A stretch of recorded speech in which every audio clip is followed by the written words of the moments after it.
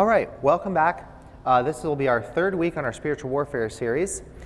Some of you a week or so ago asked me about some of the books that I've put together, written, and we've got a small sampling of some of them up here if you're interested. Right now all that we have left is the nonfiction. We have to replenish our supplies of the fiction book. It's called The Search for Melchizedek, and then the follow-up sequel is the Osiris Rising. You can get all of these things on Amazon if you're very interested. If something attracts your interest now, Elisa will be up at the table and they'll be happy to get you one of the books. They're each $25 if you would like to grab something now. Also, if you heard about what's been going on in RCIA and the riveting good time we've been having in there, the RCIA book is also here. And so you could grab that if you want to have a read. All of these books, the philosophy, theology books, as it were, the nonfiction, they're all geared for everyday normal people. None of this is academic work that, well, I'm an academic, so I understand what it's like. Nothing like that. It's all written in a way that's designed to attract, interest you, and make it clear. Okay, so on to spiritual warfare. We talked last week about the first set of demonic tactics insofar as they attempt to attack human knowledge and our understanding of truth. And remember, they always try to shove us to one or the other side of our nature. So on the one hand, they try to make us, move us toward being materialists, to deny that God exists, deny there's a human soul, deny free will, and therefore all that's left is scientific atheism, right? Materialism or physicalism, and obviously anything having to do with the spiritual realm is completely bogus in that account. The demons would love it if they could get human beings to deny that they're even real, to deny that God exists, and best of all, really, it's to deny that we even have a soul. They really love that one. Because remember, they hate the fact that we are spiritual souls in bodies. Getting us to deny what we are, laugh it all the way to the bank, right? On the other hand, for the people that are the spiritual types that want to believe things, they say, yeah, I really think there's something spiritual going on. Those people, they try to undermine all rational scrutiny and make them entirely credulous, so they fall for every Tom, Dick, and Harry cult that comes around. Okay? No critical faculties of reason, a theory of faith that's nothing but a leap in the dark, what you find in Protestantism. And this kind of account makes people very, very vulnerable to whatever wind of doctrine craziness comes along. The order of reason, of wisdom and truth, of course, is the theological doctrine of faith. Faith, remember, is a rational verification of the messenger for a content, divine content, revealed that you cannot directly verify. So faith is, as the church has always held, a species of reason. What God gives with grace does not contradict nature. Think about that again. I'm going to say that again. Grace never contradicts nature. It fulfills nature. So we do not shelve our minds when we become Catholics. It's the whole of a human being, to love the Lord your God with all yourself, including your mind. So, it should all integrate. Science and religion are totally integrated. If you've heard a bunch of other nonsense about this, completely wrong. We'll do a class on that at some point. Okay, to straighten that out. Okay, so that was last week. This week, we then want to talk about demonic attack 2, strategy 2. How do they attack our morals and our views of ourselves and them? It gets very tricky. Now, to talk about this, when you think about warfare, you are trying to counter the moves of an aggressive enemy. It helps them to know what he's up to. What is the demon actually trying to achieve? But that is very tricky, because demons are incapable of creation. They can't make anything new at all. Only one who creates is God. And if you think about your understanding of what sin is, we philosophers call it a privation. It's a deprivation. It's the lack of a good that ought to be in something. Goodness is the substantive, the robust, the real thing. Evil is a lack of it. So the demons are trying to get us to become evil, correct, but that's the lack of something good. So to really understand what the demons are up to, we have to understand what God is up to. So let's start there, then work our way back. You understand the mission? All right? So what is God up to? Well, we have the 2 greatest commandments, which tell us the 2 most important things for our entire lives. They are the guidepost. Commandment number 1 is what? Love God with all of yourself. Commandment number 2, like unto it. Love your neighbor as yourself. Apparently, love is the point, right? Now, why? Why are those the 2 greatest commandments?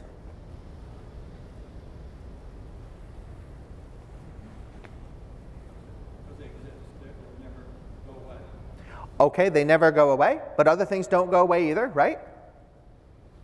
So we need a little stronger. Why those 2? They're foundational to everything else. Yeah, they could be foundational. On the other hand, we could think of it the other way. They're the purpose of everything else. Remember how faith, hope, and love, in that order, faith is really the foundation moving toward love? But then why is love at the end? Say again? It's the greatest. It is the greatest, but why? God is love. All right. And who is God relative to us? Creator. Correct. So he's the original cause, but he's also the final end. The only possible way for you to be fulfilled as a creature, the only possible way for you to be happy, is to love what's good for you. If you love evil, it will distort and degrade you. It's like a cancer tearing you apart. So you have to feast on positive, good things for you. Who is the absolute best possible good for you? God. He's an infinite good. There's nothing better. You could not have been created in any other way except to be fulfilled in loving God. Because God is the infinite good. If you don't love Him, how are you ever going to be fulfilled? That's why the greatest commandment is the greatest. It could not have been otherwise, and it is the only possible way to be truly happy and fulfilled, to be completed. That's why it's the greatest commandment. The second is like unto it, because whoever said it, God's nature is love. And to love God, we must love who and what God is. That was you, right? And of course, He is love. So you can't say, I love God, and you don't love love. Which is why you can't say, I love God, and you hate your neighbor. Thus, the second greatest commandment derives immediately from the greatest commandment. And so what is our purpose in life? To learn to love. Learn to love God, learn to love one another. And every single institution that God has created for us, the family, the state, and the church, are supposed to be putting us in opportunities to learn that, patterned after the Trinity, right? A community of eternal, reciprocal loving persons. That's the Trinity. And we are supposed to be communities of reciprocal loving persons. First and foremost in our marriages, and then our children, okay? And the best sense of the political, right? Not the political and the fighting type of political, but the political that happens when there's a natural disaster and everybody rushes in to help. That sense. You understand what I mean? Fellow citizens, brothers, and of course in the church. Everything is telling us it's love, it's love, it's love. Okay, if that's the mission, then the demonic objective is obvious. Don't let them love each other. Don't let them love God. Do everything possible to shove them off of that mission. That's the game. How to do it? Well, the demons are very powerful. If they wanted to, they could dominate the earth militarily. Why don't they do that? Have a revelation. They would have a revolution. We would instantly know they're the enemy, right? And we would band together and resist To the end. to the end. So that's not the game. They have to be very subtle, very careful. They have to make rebellion against God seem something attractive, something natural, right? So it's got to be the subtlety of temptation rather than direct assault. Remember, the last thing the demons need is the FBI to conduct an investigation and say, dang, there's a group of invisible beings that are hell-bent on turning all human morality upside down and then wiping out civic order, because all law is based on morality. We need to put together a worldwide defense plan. Now, of course, that's actually the reality of the situation. But the demonic does not want that to happen. They've got all these atheistic naturalist physicalists out there who are denying there's any spiritual at all. Don't upset that apple cart. And so generally speaking, you don't see very much of the supernatural stuff you see in The Exorcist, right? Because that's not the primary objective. They don't want to draw too much attention. The primary mission is to thwart us by means of subtlety so that we freely choose against God. If we're forced to choose against God, their objective to prove to God that human nature is a joke, He never should have made us, we're a bunch of half-breeds who have no business even existing, they can't prove that unless we choose against Him by choosing against our own natures. So that's the game plan. That's the strategy. Turn us against ourselves, and in so doing, turn us against God. Now, how do they turn us against ourselves? Well, we've seen already that human nature consists of two elements united into a natural composite. A spiritual side we call the soul. Think of that as your mind. And of course, a physical side that we call the body. Linked together in a natural composite unity. All right? Human nature satisfaction is as a whole. So what the demons want to do is to shatter that wholeness by shoving us to one side or the other side. Shove us toward the physical and emphasize our animality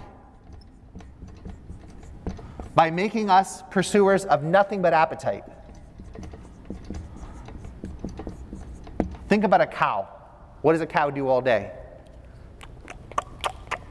Munches grass. That's what cows do. That's just fine because that's what cows are. If all you did all day long is satisfy your appetites, the only thing you ever did is everything you want, you would, to that extent, be a cow, a grazing animal. Why? Because there's more to you than just desire. You also have freedom and intellect and morality and aspiration and imagination, none of which is reducible to the strictly physical. Would eugenics fall under that side? Well, it depends on the goal of eugenics. Some eugenics programs would be about trying to reduce the physical and turn us into a more spiritual thing. Possibly, for example, through cybernetic implants, these sorts of things, reducing the animal. On the other hand, you could do it the other way and try to make us more animal-like by giving us X-Men-like enhanced capabilities. Like, well, let's put wings on this creature, man. Let's give him physical strength. Right? And yes, you could do it that way. And of course, we know in our science fiction, and unfortunately in some of our science, we see both moves trying to get made. Yep. So, appetitiveness, desire is king. And we have a word for this. This doctrine is called hedonism, the pursuit of pleasure, hedonism, and stuff, acquisitiveness, trying to acquire without limit. Now remember, there's nothing wrong with your desires. Don't get me wrong. Desires are part of human nature. It's part of our physical system. God gave you desires, and He intends to fulfill you on every single level, including your desires. The problem is when we put our desires before what? Love. And if you're married and if you have children, you know all about that. Because to successfully love in a marriage, to successfully have children, to be a parent, you're constantly saying no to your desires and yes to the needs of your spouse, yes to the needs of your children. Right? And if you're younger, not married yet, you know that this is the nature of all of your friends. This is American youth culture. Absolute hedonism at all times. Maximum acquisition, maximum focus on pleasure. But they're not happy. They're bored. The pursuit of pleasure leaves you with nothing but boredom, always looking for the next thing. It's a continual cycle. And by the way, this is not a new idea. This is all found in Plato and Aristotle. There's no excuse for our educators not to be telling the truth to people that getting everything you want will not make you happy. On the other hand, maybe we could focus instead, the demons will say, on our spirituality. Because some people are going to be like, oh, no, I'm not into that. No, I'm better. And so on this side, it's about emphasizing the soul to the exclusion of the body. Right? And this is where you're going to get all your weird forms of religion that treat the purpose of life as an escape from the body, and that the real goal is to ascend to a higher consciousness. They have lots of different words for it. But in the end, the goal is to become a spirit, an angel. And of course, we called this already Gnosticism. We talked about its knowledge form last week, with all the levels that the people have to go through to slowly dehumanize themselves and get closer and closer to acquiring, allegedly, again, it's mostly a joke, but acquiring these supernatural powers. All right? Here the goal is your pride and becoming a spirit instead of loving your neighbor. Here the goal is to feed the flesh and desire alone instead of loving your neighbor. Here, the goal is the fulfillment of the whole, which is possible only through virtue, because as we've talked about before, every virtue is the perfect mean between the extremes. Remember? Here is the extreme, the vice of excess. Here, we have the other extreme, the vice of deficiency. For every virtue, remember, there are two vices. The two vices corresponding to the two different directions the demons try to push us. Virtue is the goal for us because virtue is spiritual blood. This thing is probably in the way. Yeah, this may not be the best angle. Virtue is spiritual blood. It is the ordered whole, which is just the right amount of each human faculty. It recognizes the good of each human faculty and properly balancing it. Right? So take fear, right? If you have an excess of fear, you're a person whose mission is to satisfy your desires. The last thing you want is someone to tell you to stand your ground. That hurts. People that are hedonists are not interested in pain. To them, the good is pleasure, evil is pain. Any pain must be avoided at all costs. So those people are going to be cowardly and run. On the other hand, this side you're going to have brazenness, right? The person who doesn't consider anything as a threat. And in certain kinds of situations, an inhuman calm. I'm above it all, thank you very much.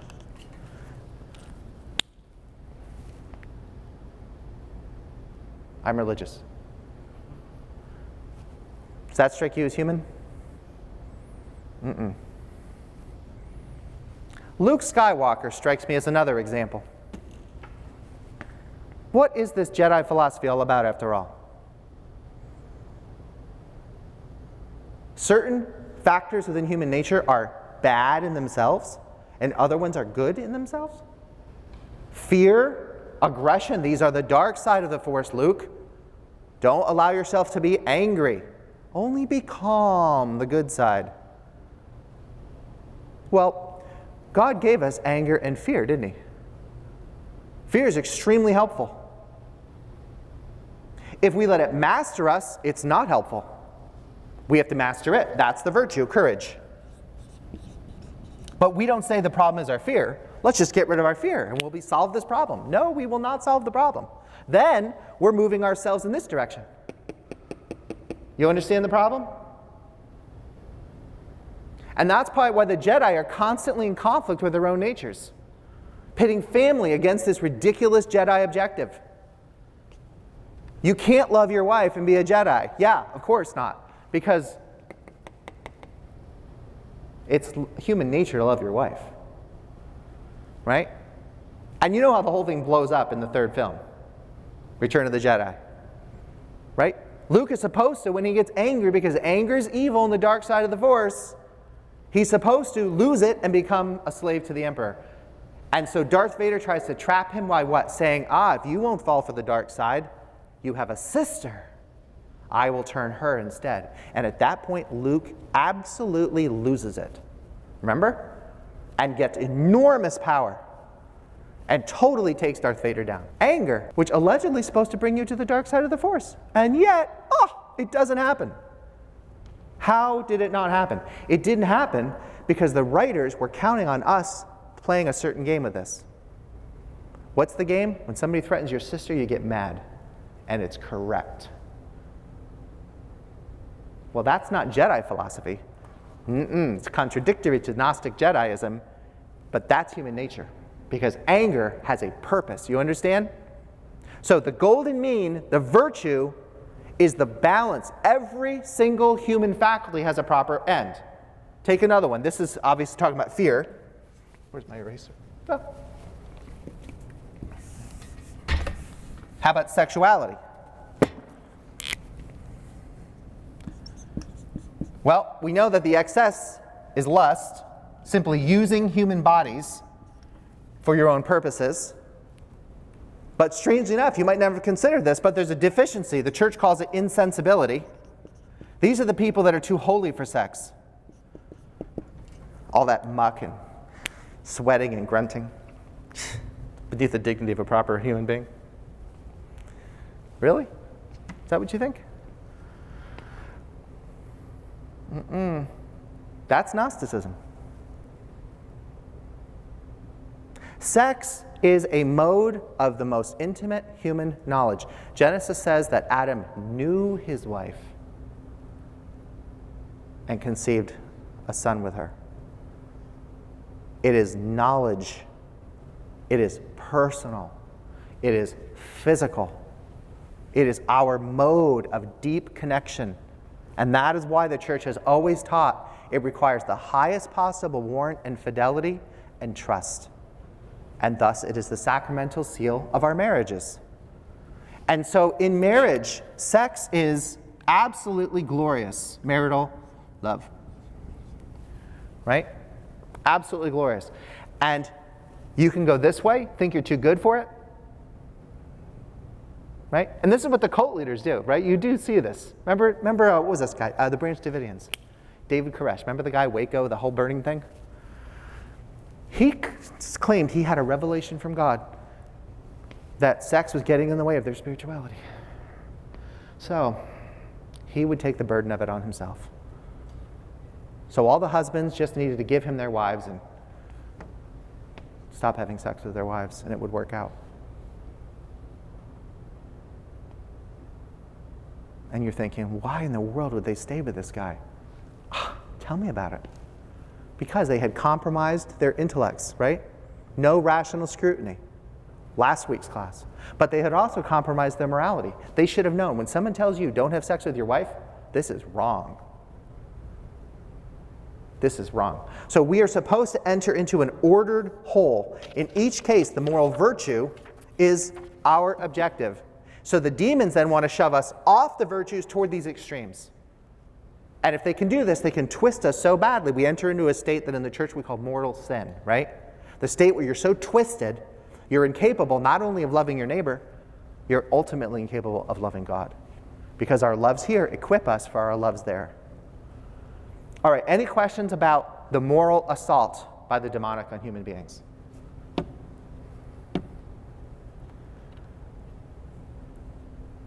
All right, then let's talk about it aesthetically. How do the demons want us to view them? And how do the demons want us to view ourselves?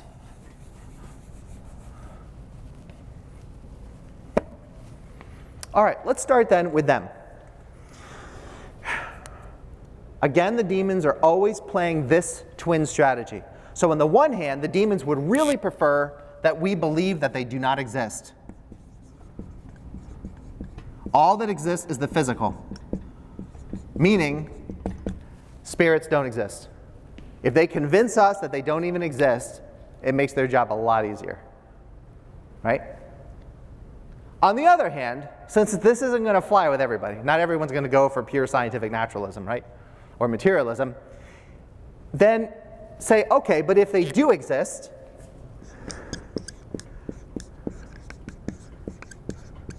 then the strategy changes. Okay? If they do exist, We have to operate a little bit differently. First of all, we want to either try to create an excessive interest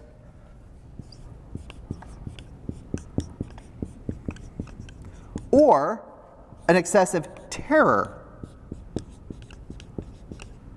in the ways of the demonic. So the excessive interest side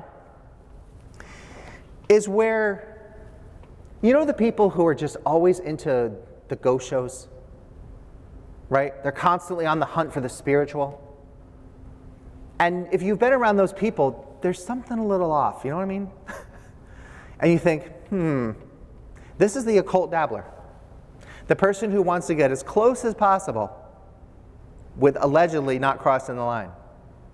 The person who wants to believe in the church only if they have a paranormal experience of the demonic, which will somehow count as evidence for them. Seriously twisted way of looking at things. All right, so this is the one side. Over interest, these are our occult dabbler types. Occult. These are vulnerable people to occult. On the other hand, there's the true believers. These could be us. Where you find out that the demons are real, and you realize we're surrounded by this invisible set of beings who are trying to morally thwart you, and you absolutely lose it and freak out.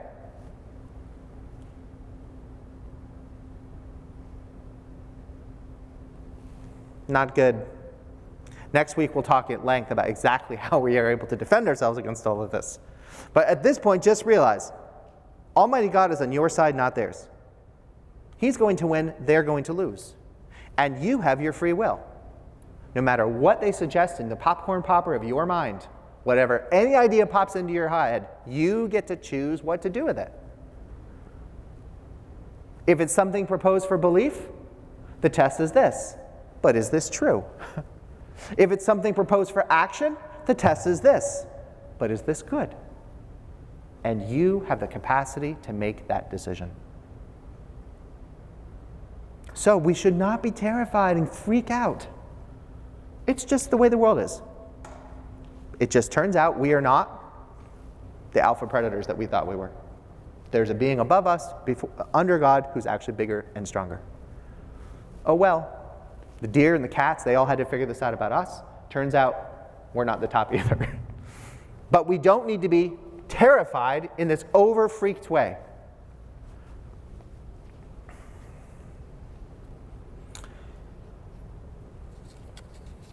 All right.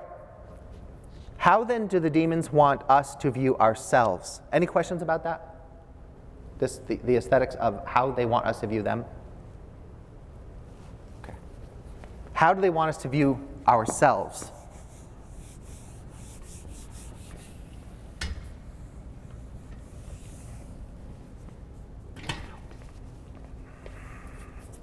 Well, we know our nature is matter-spirit hybrids, and we know that when God came into the world to save us as human beings, he entered the world as a human being, himself, and he provided sacraments that map onto his incarnation and our humanity. Think about the sacrament of baptism, how we begin, right? Of what two things does the sacrament of baptism consist?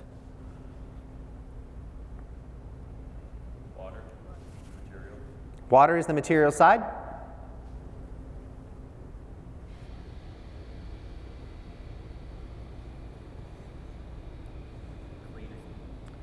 That's the spiritual impact. What's the spiritual part?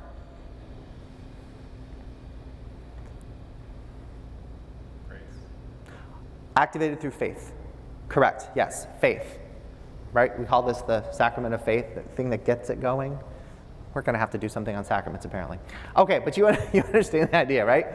All right, so two elements, a material and a spiritual. Every single sacrament works this way.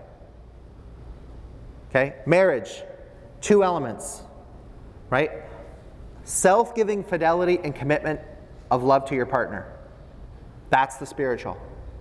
What's the physical? Self-giving fidelity of sexual giving to your partner. the physical and the spiritual united. If you think through all the sacraments, you're going to realize they all have both sides. Why? Because we're human beings, and we're composed of two kinds of stuff. And so God patterns the gift of salvation through a system which is deeply and entirely human, and at the same time points to the incarnation, which of course is God becoming man. That's apparently how God sees us. Pretty nice, right? So the demon would very much like us not to think of ourselves that way.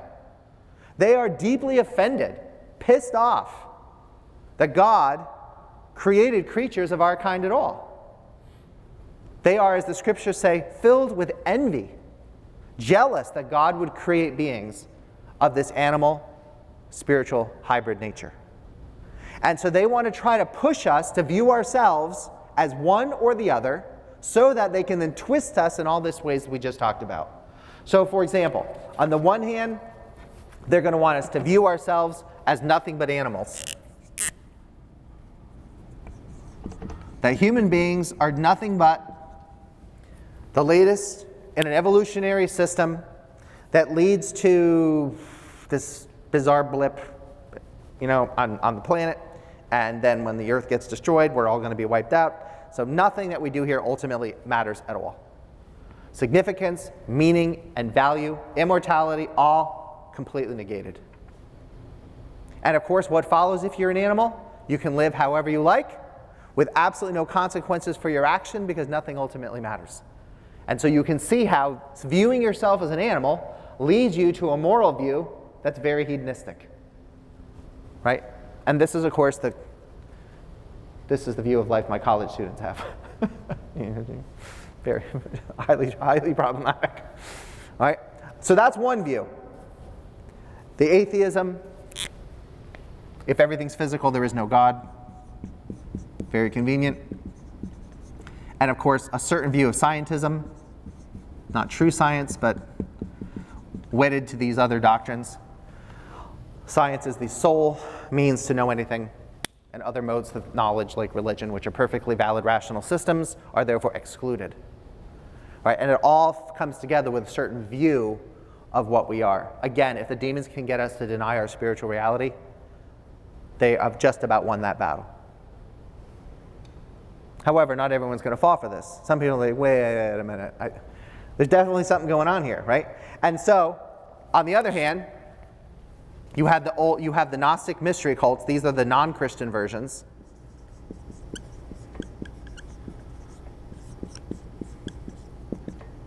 Okay, it's all Gnostic, of course. So in the ancient times, you had the cult of Mithridates, which is one of these ancient mystery religions where it was all secret, and the idea was certain secrets were being revealed, and if human beings followed these, they would acquire the ability to level up and ultimately become gods. Right, that's always the Gnostic game. Modern day version, of course, the best one is Scientology, which follows the same plan, the same promises, starts off with the premise that you are a spiritual being. The key word they leave out that they mean is you are only a spiritual being. We in the church also think we're spiritual beings, but we're not just spiritual beings, right? We are human beings, not spiritual beings, human beings. So, all the mystery cults follow this pattern, and the idea is that as you slowly get in on the secrets, the pathway to do that is dehumanization. You end up being pulled away from your family, away from the civic order, away from a participation in the arts, all these deeply human endeavors, because their goal is to twist you away from the good that God created for human beings. All human goods are a composite of these two elements. That's why we do art and science. The angels don't. Okay? It's astonishing when you think about the whole deal. All right. But the other side, interestingly, is Protestantism. Whoops, misspelled Protestant. Protestant. You get the idea. You say, what? How is Protestantism actually influenced by Gnosticism? Because what you see in Protestantism are the sacraments that are not sacraments. They turn them into mere intellectual symbols. Well, where's the physicality? Where's the reality of this thing? I mean, it's really interesting. Yeah. Well, back to the Lord's Supper. Okay, it's not the body and blood, it's just the symbol of Christ's body and blood. Baptism doesn't actually save you, but the water is a symbol of salvation. Had bread and grape juice, and Yes. I always thought it was a symbol in memory of. In memory of, only in memory of. We also say it's in memory of, do we not? But we also say it's in enactment of. Okay, enactment of, yeah. Well, Lutheranism has a physicality to it more. Yes, it does. Say Calvinism, Methodism. Yes, and by Protestantism, I do mean the Calvinistic side of it. Lutherans just crossed over the line, and I'm going to put this in a language that you'll understand perhaps, okay, better. They kept the symbology but dumped the metaphysics and the rational structure. Okay? And then that ends up turning on itself. But for the common people, right, they still think they're doing sacraments. It looks like sacraments. It feels like sacraments. Whereas when you go to the kind of church that she was going to, where I grew up as a Baptist, let me tell you, every attempt is to get rid of any appearance of sacraments. Right? Hence you use grape juice, not wine. The Lutherans are like, no way we're giving up our wine, thank you very much. But you start going down lower and lower church Protestants, and all of it gets lost. And of course, the whole point is to keep moving into something that's purely spiritual. What God cares about is our prayers, right? But we don't need to fast. But of course, Jesus says the most powerful form of prayer is that's rooted to fasting. Why? Because fasting is the physicality of prayer. See, prayer is both. You understand? Every single element, all of these things, there's always a spiritual and a physical side. Protestants emphasize the inner man. How important is the outer man? So it bifurcates, it takes it apart. Same thing with the split between faith and reason. Split apart, science and religion. Split apart. You see what's going on? And of course, if you know your history, it's all Kant. Okay, this is where it all started, and it goes haywire from there. Okay, if you don't know what I'm talking about, just philosophical talk now and then, okay? All right. You don't think Descartes started that too? No. The dualism? Well, no, blah, blah, blah. Careful. You just made a dichotomy. The dichotomy, okay, yes, this is often attributed to Descartes. Okay, I think this is an error. Let me say real fast a quick answer to this, and then we'll do it in depth later. Actually, we're talking about putting together a philosophical reading group at some point, which we're going to do Descartes, actually. Descartes' dualism, in fact, is the same dualism that we have in the church. And that is to recognize that the body and the soul, the mind, are separable. The fact that they're separable means the one can exist without the other. Which means there's two kinds of stuff. There's material stuff, physical body, and there's immaterial stuff, the mind or the soul. Descartes also maintains, as the church and Aristotle all did, that human nature is the composite of the two in a unity that is a natural unity, which is also what the church has always taught. So I don't think that this famous problem that it's Descartes' dualism that caused all this, I think that's entirely mistaken. I would have to, of course, undo the burden of that claim. It's all Kant and everything afterward. But that would require a bunch of argument, which I'm sure now we're going to do at some point. For our folks at home that don't know what we're talking about, ignore all this and stick with the main point. Great question, though, but we'll have to develop that. All right? So, their goal, the demonic goal of viewing human beings, is to get us to turn on ourselves, to want to become a pure spirit and to worship their nature, right? If we're trying to become a spirit, we're trying to become an angel. What kind of an angel? Not a good angel, a fallen angel. So these religions, these mystery cults are about turning us into fallen angels, and thus the demon is being worshipped. St. Paul talks about this in the letter to Colossians. He has about a paragraph of an unbelievable account fully exposing this sort of thinking. Or they try to get us to think of ourselves as nothing but animals. And that, of course, sets us up for all the moral vices of too little and the moral vices of too much. When you think of yourself as an ordered whole, then how you conduct yourself, you always merge. You say, yes, I do desire chocolate cake. I love chocolate cake. But then reason says, okay, but how much chocolate cake is good for you? And you're like, only 1/2 a piece a day. All right then, well, how much are you going to eat? 1/2 a piece a day. Good job.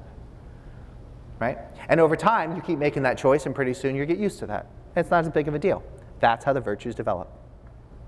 But we have to keep choosing and develop them in our characters. God loves human nature.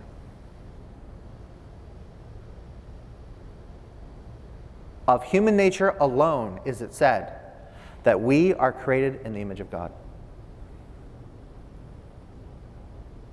An image that God had planned for himself to enter into his creation as part of it, and to know us face to face. If human nature is good enough for God, it ought to be good enough for us. If you fly off and become a pure spirit, how are you going to meet Jesus face to face when he returns? Your humanity is amazing.